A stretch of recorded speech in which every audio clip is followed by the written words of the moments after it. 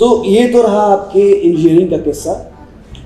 अभी आप as a polity teacher बहुत सारे लोगों को इंस्पायर कर रहे हैं, और तो कैसे सिविल सर्विसेज की तैयारी या पढ़ाना, इंजीनियरिंग के बाद फिर ज़िंदगी कैसे टर्न आउट हुई आपकी? तो सर मेरी इंजीनियरिंग के बाद में जॉब तो लग गई थी, क्योंकि हमारा कॉलेज थोड़ा अच्छा था, तो वहाँ से सिमेंटिक में मैंने जॉब करना शुरू कर दिया। पैकेज भी काफ़ी अच्छा हम लोग पे कर रहे थे। कितना अच्छा? ठीक है, हाँ बता देते हैं, इसमें कोई बात नहीं है। अच्छा। 8 लाख हम लोग पे कर रहे थे उस समय में, एक फ्रेशर, वाह। Which was a very good package.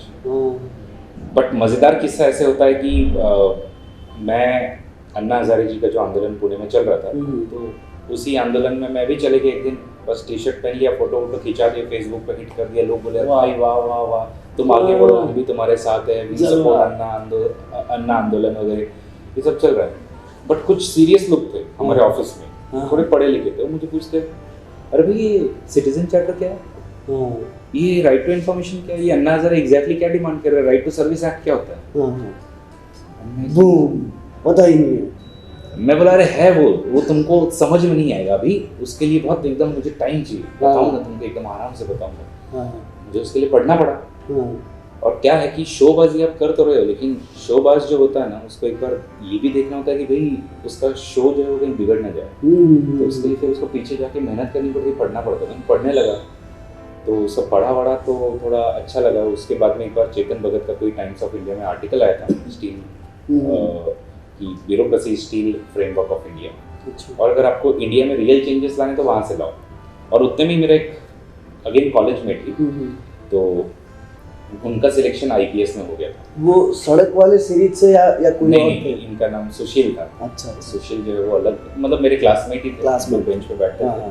But हमारी सड़क का कोई, सड़क के मेंबर्स में से किसी को इंटरेस्ट नहीं करने लगा था, वो बाद में आया। अच्छा अच्छा। तो सुशील का जब सिलेक्शन हो गया आईपीएस में, फटाक से पूछा, बोला भाई आप कहाँ से ये आपने ये लगाया है क्लास अगर मुझे बताओ। उन्होंने क्लास लगा, जहाँ जिनका नाम उन्होंने बताया उस क्लास में पहुँच गए। पहुँचने के बाद में वो जिनका क्लास है वो अविनाश धर्माधिकारी सर जी, तो बहुत महान हस्ती है, और जब वो बोलते हैं तो आप मंत्रमुग्ध हो जाते हैं। मैंने उनकी क्लास लगाई। उनकी क्लास लगाने के बाद में मैं तो पागल हो गया। मैं बोला मैं तो जॉब वॉब छोड़ के अभी बस इधर ही आ रहा हूँ। तैयारी जॉब छोड़ के 15 दिन के अंदर अंदर मैंने रेजिग्नेशन दे दिया क्लास के। अच्छा। 2013 में अटेम्प्ट दिया, एकदम सीरियसली अटेम्प्ट दिया, लेकिन प्रीलिम्स ही नहीं।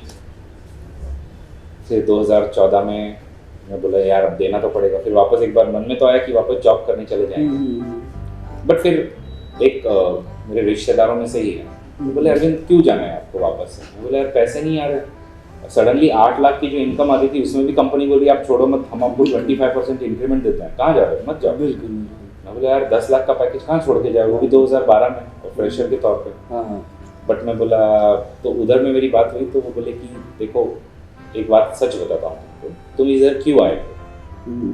ठीक है, एक सर्विस मोटिव है आपका, वो आपने सोचा था, वो याद रखिएगा। और दूसरी बात, मानो ना मानो कहीं ना कहीं इसमें फेम आपको बहुत तगड़ा मिलता है। ठीक है, तो मैं इसलिए भी सिविल सर्विसेज अगर आप हो जाते तो आपका पावर होता है। तो वो सब चीज़ें हैं। और वो बोले देखो पैसा तुमको कमाना है ना अर्जुन, 5 साल में आप बोरी भर के पैसा कमा लोगे।